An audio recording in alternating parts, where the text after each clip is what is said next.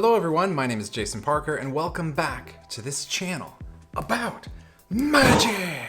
It seems that any AGT reaction video I upload now is being instantly blocked. No one can watch it unless I do something like making the video annoyingly small and rotated to the side. By the way, I appreciate those of you who did watch the last few videos I made like that. But now I want to try something new to offer you the best that I can. So I'm going to share with you some AGT magic performance clip highlights and simply give my opinion and thoughts. As a magician. Today we're taking a look at these three magicians who have made it all the way to the semifinals of America's Got Talent 2021. We've got Lea Kyle, Peter Antoniou, and Klek Entos. If you haven't seen my previous reaction videos to those people, link in the pinned comment below. First off, we have Lea Kyle. This is her third time performing on America's Got Talent, doing quick change clothing magic. And my thoughts about her act were, number one, she really amped it up big. She had a cool set. It was some kind of like jungle scene and there was nice music. A better music selection than the last act, in my opinion. Number two, she really seemed to impress the judges. They were just blown away by her performance. From listening to the judges and from reading comments, I definitely think she has a shot at winning the whole thing. Number three, and I hesitate to even say this, I don't want to be the bad guy, but I did notice some mistakes during her performance. Some of her clothing changes seemed a little bit out of sync, and there was one moment where she had an umbrella, and I think she intended for it to like fly off up into the air, but it kind of just flew and then landed on the vegetation over there. I'm assuming that was some kind of string that just broke. And then on another part, she was changing her clothes and it didn't fall all the way off of her. It kind of got caught. But I actually didn't mind that part because then when she changed her next outfit, it also disappeared.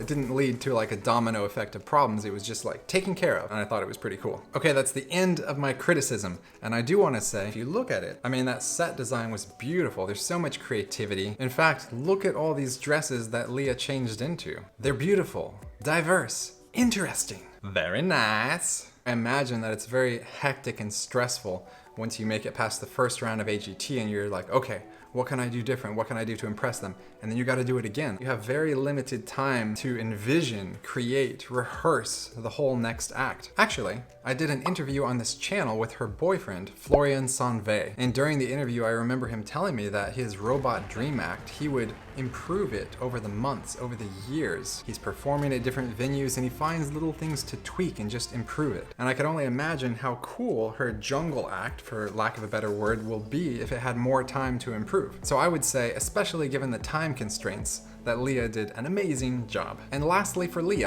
number four, I really enjoyed her last change when she got up on that swing. You know, you see her trying to get situated on there so she doesn't fall off. It looks a little bit precarious. She's wearing that small outfit, she's lifted up and then boom, it changes into a long dress. And I just felt impressed, thinking like, how'd she do that change while she was on the swing and not falling off at the same time? So for me, that last change was the highlight of her act. What about you? Leave a comment below. What did you think about her performance? Do you think she has a chance to win it all? And proceeding now on to the next magician, Peter Antoniou.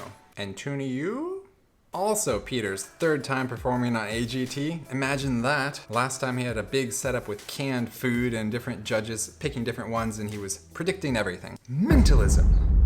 So I watched his third act and what were my thoughts about it? Number one, he's got a nice suit. Very fancy, very magician looking. Number two, I actually thought it was really funny that he's saying, you know, we requested viewers to send in their treasured family photos, these cherished moments. And then he's up there on the stage with Terry and they just unceremoniously dump them all onto the stage floor. Oh, I don't know, that made me laugh. It seemed a little disrespectful to all these people who sent in their happy memories. And then third, he had Terry up there and he hands him something that kind of looks like a trash bucket.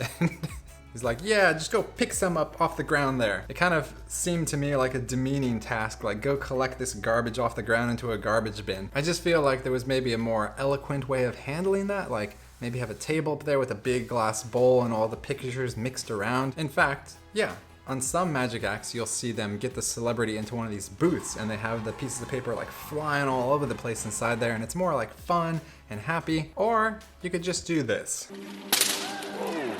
Number three, possibly. I don't mean to be too critical. That was just kind of funny to me, but It is a cool concept that Peter has, you know, these thoughts, like he can read the emotions from a photograph. That is a cool presentational idea, and it definitely seems chaotic and fair. The photos are everywhere. It couldn't be controlled. Or could it? Number 4, when he had Terry pick up a photograph from the ground, he said, choose one that's face down that you can't see. At first I was thinking, for sure, he's got some that are just white on both sides, you know? He's being tricky. But actually, as we continue on in the act, I think that is not what he was doing. A little bit of a red herring there that maybe I invented in my head, where all my inventing takes place. But I digress. Number 5, he goes over there. Here's where the big problem happened. He was not able to read Sophia's mind. He succeeded on the other parts, but this part failed, unfortunately. He goes over there with the trash bin, or should I say rubbish bin, for those of you in the UK. Sophia reaches her hand inside, selects one, and then later he's trying to read her mind what that photo is, and it doesn't work. Ugh! A magic mistake on live TV. We hate to see it happen. You know, but he plays it off pretty well. He just says, let me come back to you, and he continues to move on, and he has some successes as well. But it's kind of funny because this thing kind of spirals like a little bit into something more, because at some moment he says, she's dead to me, it's fine. We had a connection. It kind of sounds like maybe Peter was placing the blame for it not working on Sophia. Don't look at Sophia, she's bad energy tonight. No! Good. And I read online some people commenting, getting upset about that. And that's one thing I would say with magic is you never want the spectator to feel bad. Like, if something goes wrong, it's your fault as the magician. You know, I should have practiced more. I should have had better words. I should have had more control over the situation. I'm sure he knows that, but you know, it's the live performances and something went wrong, and it's not always possible to have the perfect wording and the perfect responses. We all make mistakes. We're human. At least some of us are. Number 5, or possibly 6. One thing I wanted to add from a magician's perspective that I thought was really cool about Peter's performance is that basically he has taken a classic of magic, which is this thing. I'm not specifically here for exposure, so I'm not planning to explain how that works, but you might find it interesting that he has basically taken that old concept and updated it to make it look more modern in the form of this kind of trash can looking thing. But I like the fact that he took it and changed it, you know, because that old one does look a little bit hokey. It looks like something like Merlin would use. And no, I don't have anything against Merlin, okay? But yeah, those were pretty much my thoughts on Peter's performance. What did you think? Leave a comment below. And that brings us to Klek Entos, the scary magician. In his 3rd performance, he is performing yet again horror-style magic, but he has amped up the horror to a new level. Horrific.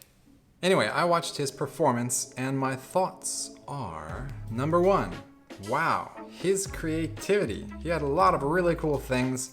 I like the style. So I was watching his act with my girlfriend, and she kept saying that it was too cheesy. But I mean, she's from Ukraine. They don't have a big Halloween culture here. Maybe she just can't appreciate this kind of stuff.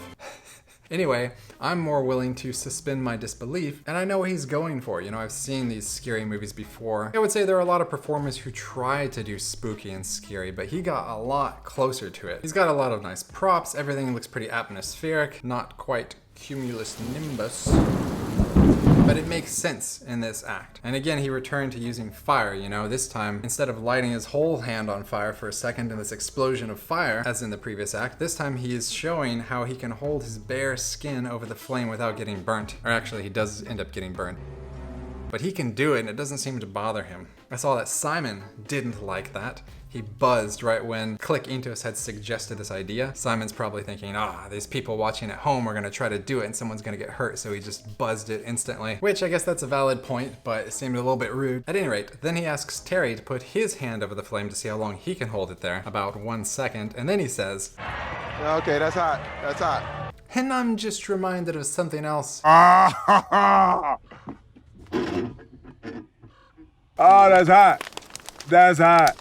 Exactly. That's hot. That's hot. 4th thing, when Sophia reaches out to put her hand on the book to make a selection, she touches the page and he just turns it and goes with the next one. I don't know if he just didn't see that because of his goggles, like limiting his vision, or what, but it kind of stuck out to me. Is that something that you all noticed when you were watching? Live shows, what are you gonna do? I am curious if she could have selected a different number or if that's the one she would have ended up on no matter what. Because if she could have selected a different number, that would have been really interesting because the door closed and showed the number 13 on the back. You know, suddenly this whole magic performance would get a lot more complicated and interesting if it was a free choice. Also, when he lifted up his hand here to show the burned skin, I think there was some kind of pattern there. I don't know if it was supposed to be the number 13 or if it was like a caricature of this woman, but I just couldn't tell what it was. Could you? Unless in the editing I blow up the photo and I'm able to tell what it's supposed to be.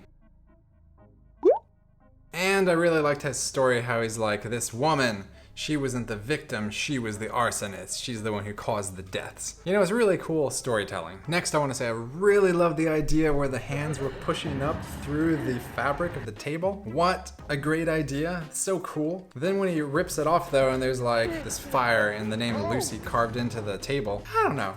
Somehow that font looked too stylized, not like realistically evil. It looked like some skilled person carved that. Small criticism, just my opinion there. And then when he drops the cloth and that woman is sitting there, that was so great, especially the makeup on her face and when she starts screaming, it's very terrifying. The biggest problem, in my opinion, was that Sophia was not watching half of the act. And I've got to say, as a magician, that drove me crazy. You know, the magic doesn't happen unless the spectator is observing it. And I get it. Maybe Sophia was scared, you know, it's a horror act. But yeah, the whole time that Klek Entos was performing, you know, I was watching what he was doing and then I would look at her and I see that she's not looking entirely and I'm like, No offense to Sophia. Obviously, she's just doing what she wants to do. I guess if I were the performing magician at that moment, I would have said, hey, Sophia, you really need to watch. You're gonna love this. Maybe even say, like, it's not so scary, just, you know, to ease her fears a little bit before really scaring her bad. Anyway, my overall feeling of his performance was that there was a lot of cool ideas. Somehow, like, this storytelling all the way through was interesting to me. Even if it was a little cheesy at times, I still didn't feel bored at all. If Klek Entos was going to perform again, I would click to watch. And I think that right there is a big measure of success. What about you? Comment below. And as is our custom before closing out these videos randomly, one Aesop's Fable that we might learn something about life. Chapter 8, The Dog and the Sow, which is a pig. I believe this one is only 1 or 2 sentences long. A dog and a sow were arguing, and each claimed that its own young ones were finer than those of any other animal. Well, said the sow at last, mine can see at any rate when they come into the world, but yours are born blind. Is that true? Probably. Otherwise they wouldn't have made a fable about it. So dogs are born not able to see. What about cats? Guess I'm gonna have to do some research. Can dogs see when they are born? Unlike human babies, puppies don't open their eyes right after birth. It generally takes 10 to 14 days for newborn puppies to open their eyes. Wow, I didn't know that. I learned something new. Is that common knowledge? Did you already know that? So what about cats? Can cats see when they are born? Kittens open their eyes about 7 to 10 days after birth, slightly faster than dogs. And I guess I'm just gonna double fact check Aesop and check on the sows here. Can sows see? I have some questions about newborn piglets. Number 1, how long after birth do piglets gain their feet? Number 2, how long after birth do piglets' eyes open? And number 3, what is the average birth weight and ADG of Yorkshire piglets? Answer, number 1, 10 to 60 minutes. Number 2, 1 to 5 minutes. So pigs do open their eyes a lot sooner than dogs. Thank you, Aesop, for teaching me this valuable fact. All right, so how can we make some sense of this? Seems so this here. What's the point? Okay, at its core, there's 2 entities, and one of them is saying, I'm better than you because of this thing, because of this one characteristic. But what metric do we use to measure how fine a thing is? Dog could easily say yeah, but once our eyes are opened, we can run faster than any pig can. We're man's best friend. So it depends which metric you use to measure, and a lot of things in life are subjective. Not only are things in life subjective, but a lot of them depend on perspective. Imagine that the pig told you that and you were the dog and you felt kind of crappy, you felt kind of down. Like if someone left you a hate comment on YouTube and you choose to focus on that and we're feeling bad about it, it depends where you put your focus. Are you gonna dwell on that one thing, or are you gonna find the 10 other things that are really good? I can run faster than pigs. I'm man's best friend. I can catch a frisbee out of the air with my mouth. You know, there's a lot of things you do have control over, and where you choose to fixate your mind on, that can largely affect your happiness. It's not everything, but you do have a big influence over it. So I think that's my biggest takeaway. It's really hard because it's so short, and if you have any other interpretations, I'll be happy to see them in the comments below. So I should really get all the dust out of that book. You think I would have learned. Okay, you all, thank you for watching this video. I am curious what you think, because this was kind of an experiment. This was my first time essentially just giving commentary with the highlight clips and not reacting as we watched the video together. But it was the best solution I could imagine, you know, because we started off doing these reaction videos on this season of AGT, and I wanted to provide a continuation and a completion for this season. If it somehow ends up being a good video, maybe I'll do more of these types of things. And yeah, smash the like button if you feel like it. I hope you're having a fantastic week, and I hope you, like this dog in the Aesop's Fable, are focusing on the positive things and don't let yourself get feeling down by something that the sow tells you. And I'll see you next time. Yup.